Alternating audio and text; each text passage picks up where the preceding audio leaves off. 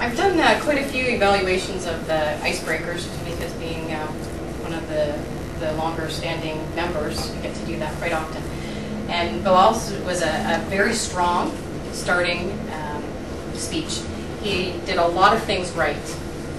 I'm sure you noticed he started with no notes, which many people, the first time they come up here, they have their entire speech totally typed out.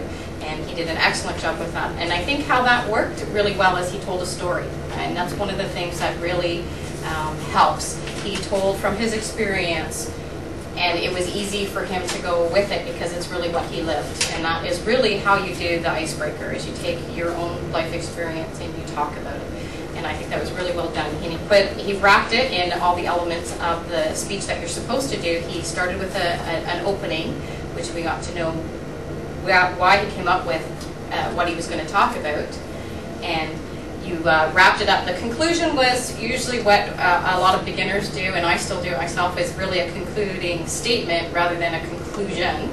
So that's something for you to work on, is actually to wrap up your whole speech and build a conclusion around it. But that was really very well done. He had great eye contact, which is one benefit of not having notes, because you're not reading all of the time.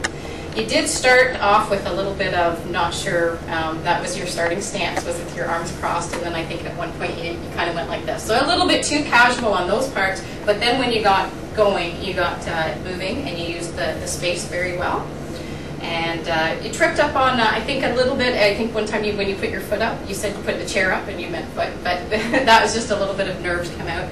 And some of the sayings, you're going to have to, I think you said at one point, you said persons, and when it would people was the right wording that should have been used. But those are all the little things that just go to tie in actually very well with your speech, which was all about cultures and that whole language difficulties that a lot of people have because English is their first language.